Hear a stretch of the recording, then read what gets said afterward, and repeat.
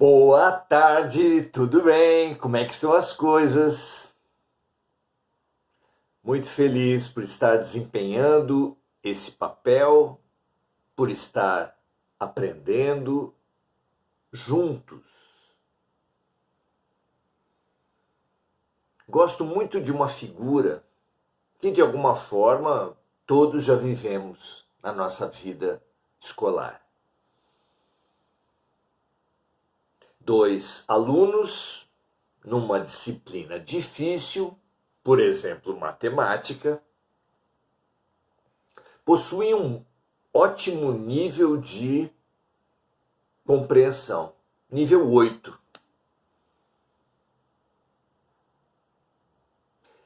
Eles, porém, têm atitudes muito diferentes perante o conhecimento. Um deles faz do conhecimento um castelo, um palco de autoexaltação. O outro aceita o seu talento como uma ferramenta de serviço. Muito diferentes as atitudes dos dois, não é? O que acontece com eles na hora das provas? Momentos antes, dias antes, sabedores das provas, eles têm, consequentemente, as suas atitudes, ações muito diferentes. O que busca sua autoexaltação fica muito quieto, muito isolado, porque para acontecer a sua exaltação, vai ser maior a sua autoexaltação quanto menores forem as notas dos outros. Então se isola. O outro, que vê no seu talento, uma oportunidade de serviço, reúne colegas à sua volta, estuda junto,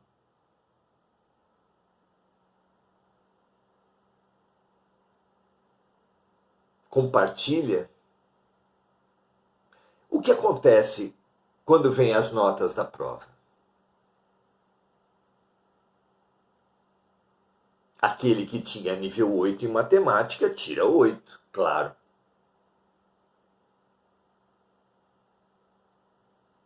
Aqueles que tinham a perspectiva de tirar notas muito baixas e que estudaram com o aluno solidário, nível 8, conseguem incrementos, melhorias nas suas notas importantes.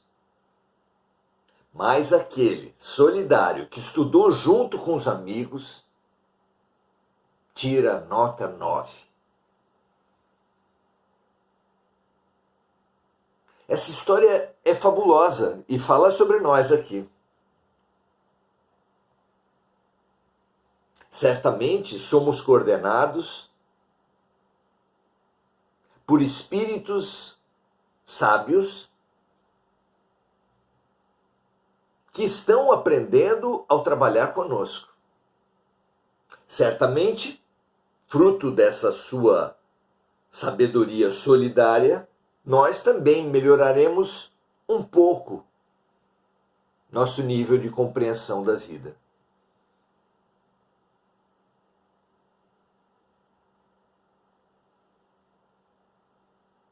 Todos nós multiplicaremos o nosso conhecimento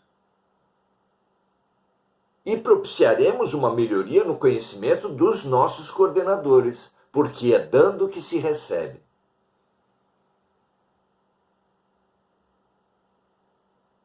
Aqueles que se isolam para sua autoexaltação ficam solitários.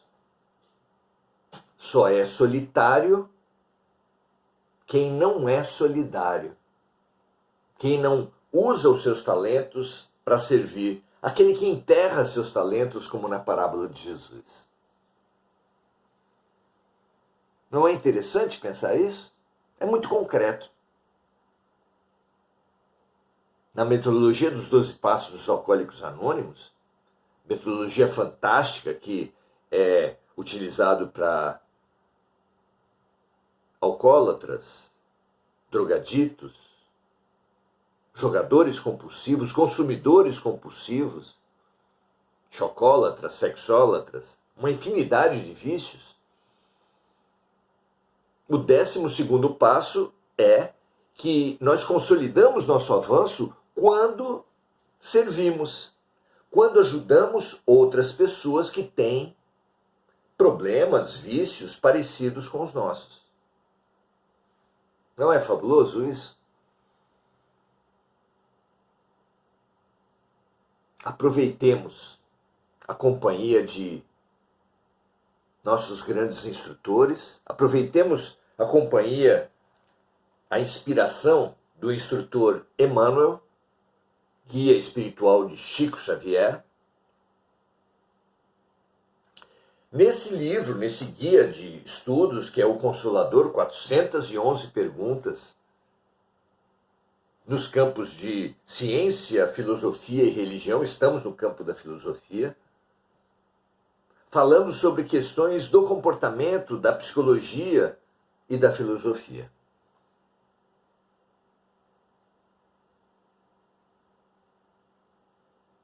Temos a opção do egoísmo e da solidariedade, da autoexaltação ou do serviço. Como na metáfora que nós fizemos aqui, em todos os nossos talentos, podemos observar o mesmo dilema. E na parábola dos talentos também. Aquele que negociou com os talentos, aquele que movimentou os talentos recebidos pelo dono da vinha, que sem dúvida representa Deus, foi parabenizado pelo dono da vinha, recebeu mais talentos, enquanto que o que enterrou seus talentos foi tirado até o que ele pensava possuir ter.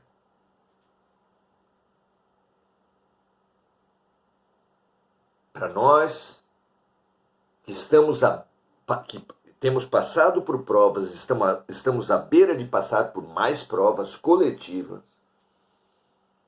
o convite a olharmos para as nossas capacidades, habilidades e talentos é imperdível e urgente. Movimentemos nossos talentos aqui, como numa academia de ginástica do espírito, e movimentemos nossos talentos na vida, no trabalho, nos estudos, na família, em toda parte. Desenterremos nossas capacidades e negociemos, no sentido de negar o ócio, negar a acomodação, superar o egoísmo, através do serviço, da compaixão, do espírito fraterno. Que assim seja com todos nós. Hoje, vamos complementar o estudo da semana passada, que foi a questão da educação dos filhos difíceis, agora, do encontro passado, não da semana passada, agora com o tema a educação, por assim dizer, espiritual do filho rebelde. É diferente da educação religiosa. São muitos os educadores, os pais, que imaginam que colocar seus filhos nas atividades religiosas para que eles pratiquem os ritos, as obrigações, é a suprema vitória, quando não é. Quando Jesus nos deu a chave de dai a César o que é de César e a Deus o que é de Deus, precisamos usar em toda parte, inclusive na educação espiritual. Porque há muito na educação espiritual que nós chamaríamos de educação religiosa, de coisas que são dos homens. As religiões são coisas dos homens. As instituições religiosas, seus ritos, suas práticas, suas obrigações, são quase que todas humanas. Mas há dentro delas aspectos divinos. O mandamento dado por Jesus é o amor. Não é o dízimo, não é a doação de bens como caridade, não é o comparecimento a missas, cultos, não é a confissão, não é a comunhão. O amor. O amor é a cola que integra os fragmentos que o orgulho, nos quais o orgulho despedaçou as criaturas e as sociedades. Estamos despedaçados. Na política, pela polarização. Na ciência, pela fragmentação.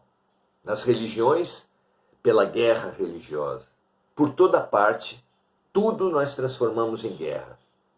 Tudo que era cooperação se transformou em conflito. A relação entre homem e mulher é a guerra dos sexos. A relação entre ricos e pobres é a luta de classes. A relação entre países e culturas se reduziu a uma disputa comercial.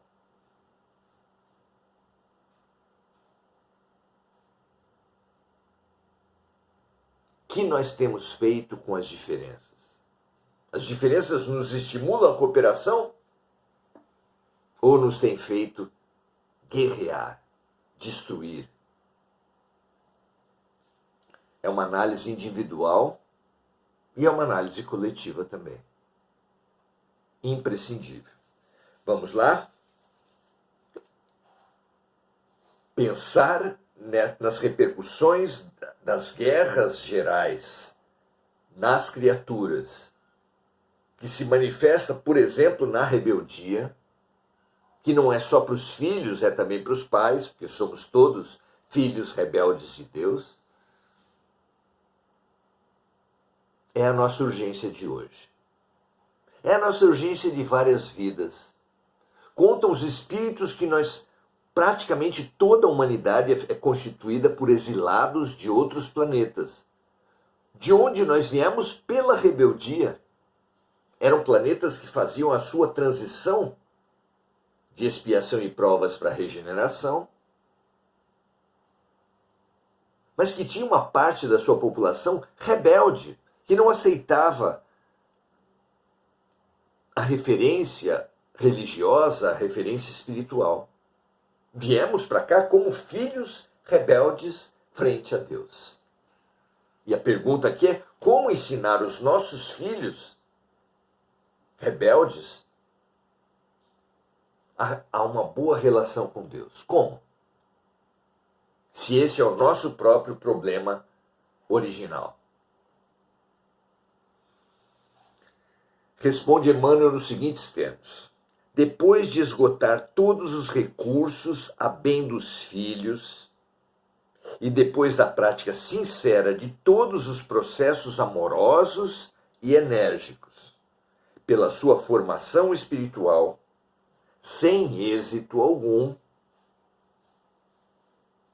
é preciso que os pais estimem nesses filhos adultos que não lhes apreenderam a palavra e a exemplificação, os irmãos indiferentes ou endurecidos de sua alma. A família.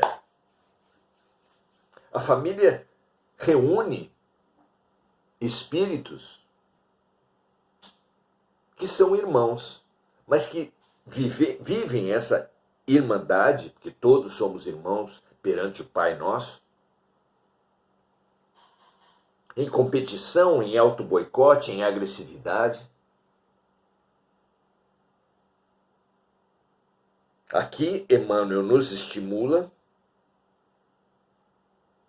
que é preciso que os pais Vejam os filhos rebeldes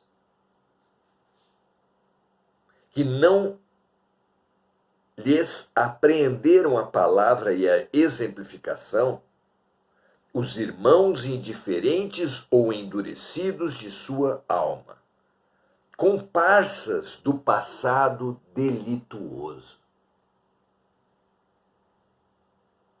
que é necessário entregar a Deus, de modo que sejam naturalmente trabalhados pelos processos tristes e violentos da educação do mundo.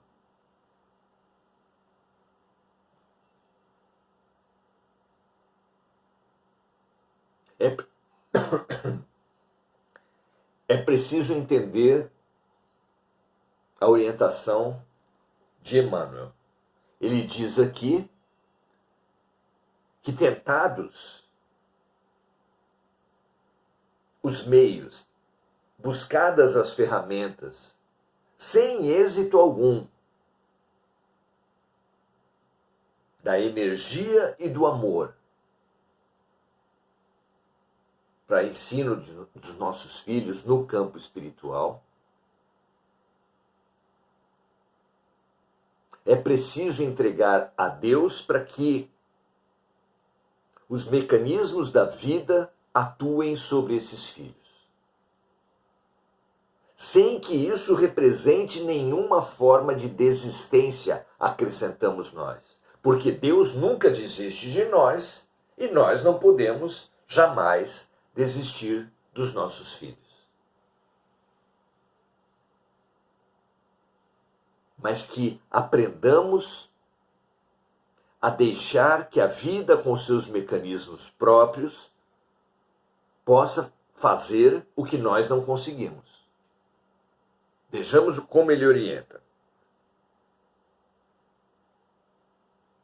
A dor tem possibilidades desconhecidas para penetrar os espíritos, onde a linfa do amor não conseguiu brotar. Não obstante o serviço inestimável do afeto paternal, maternal, humano.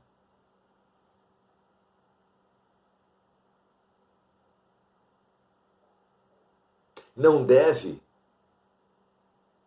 o pai se desesperar, a mãe se desarmonizar quando chegam as dores para o filho. Especialmente se chegam as dores dentro de campos que eles mesmos já tentaram avisar e não foram ouvidos. Situação clássica é aquela do filho saindo para a rua e a mãe pergunta: está levando o guarda-chuva?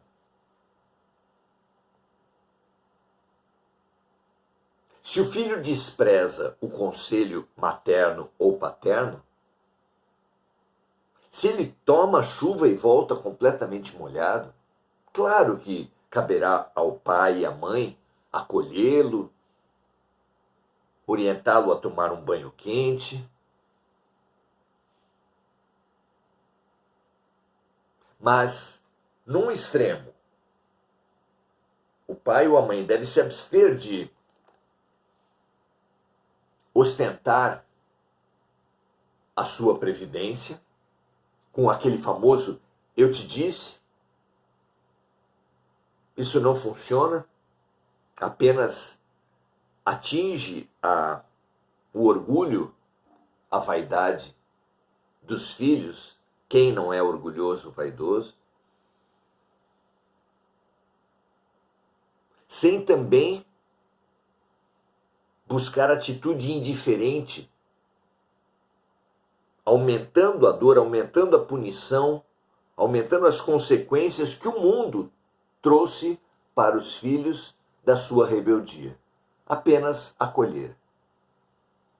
O aprendizado é óbvio, e o silêncio ensinará mais aos filhos, o silêncio ativo, o silêncio compassivo, o silêncio amoroso ensinará mais aos filhos do que qualquer reprimenda, qualquer advertência. O exemplo é singelo, mas pode ensinar muito. Ensinar o que não fazer, ensinar o que fazer, ensinar como influenciar. Então a dor tem possibilidades desconhecidas para penetrar os espíritos onde a linfa do amor não conseguiu brotar. Não obstante o serviço inestimável do afeto paternal, maternal, humano. E termina Emmanuel dizendo o seguinte: eis a razão pela qual, em certas circunstâncias da vida, faz-se necessário que os pais estejam revestidos de suprema resignação, reconhecendo no sofrimento que persegue os filhos a manifestação de uma bondade superior, sem alimentar o coitadinho, a vítima, o injustiçado, sem desistências por causa da rebeldia, inclusive porque aquele que não for rebelde, parafraseando Jesus, que atire a primeira pedra. Evitando as posturas extremas e se concentrando na compaixão, no sentir junto, no acolhimento aos filhos, estaremos, sem dúvida nenhuma, repetimos nós, atingindo muito mais do que supomos atingir. Suprema resignação, reconhecendo no sofrimento que persegue os filhos a manifestação de uma bondade superior, cujo buril oculto, buril é uma ferramenta como que de esculpir, uma ferramenta de aprimorar as pessoas. É a comparação com uma atuação incisiva da vida para melhoria, no caso dos objetos, comparando com a melhoria incisiva pela vida das criaturas. Um buril oculto constituído por sofrimentos que remodela e aperfeiçoa com vistas ao futuro espiritual.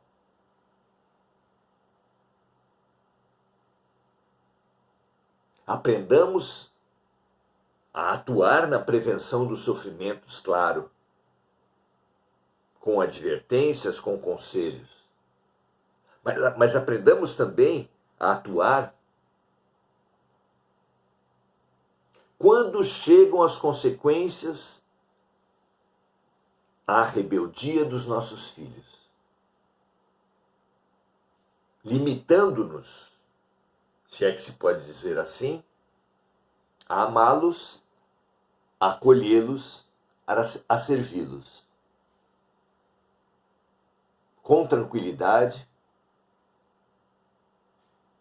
porque essa paz, essa paciência, esse serviço silencioso promoverá transformações nos filhos e nos pais.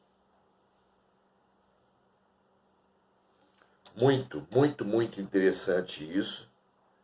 Nesses tempos de jovens, adolescentes e mesmo crianças brilhantes, especialmente nas tecnologias de comunicação, celular tão idolatrado na nossa sociedade, mas que precisam, como todas as crianças precisaram, de parâmetros éticos, de entender como bem utilizar os nossos talentos. Voltemo-nos a essa educação espiritual, por palavras, livros, conselhos, mas principalmente por exemplos. E o principal exemplo é admitir o erro, a incapacidade de dar bons exemplos em algumas circunstâncias, sem pretender ou fingir virtudes. Os pais têm direito de errar, mas têm o dever de fazer dos seus erros admitidos aos filhos uma oportunidade conjunta de aprendizado, porque um pai que alcoolista encontra um filho alcoolizado, se ele se revestir de hipocrisia, de uma virtude que ele não possui, e tentar dar uma lição de moral no filho, o álcool não serve a nada, não leva a nada, nada poderá educar, nada poderá influenciar positivamente, é claro. Mas se admitir, se propuser inclusive um enfrentamento conjunto de ambos os lados dos seus vícios, vamos nos curar juntos, conseguirá muito mais pela verdade do que, é claro, pela hipocrisia. Um exemplo vale mais do que 1000 palavras. E um exemplo apoiado por boas palavras e principalmente pela humildade no serviço, pela compaixão no serviço, trará recompensas, ainda que não imediatas, a vida nunca é assim, mas recompensas no médio, no longo, no curto prazo, no tempo de Deus.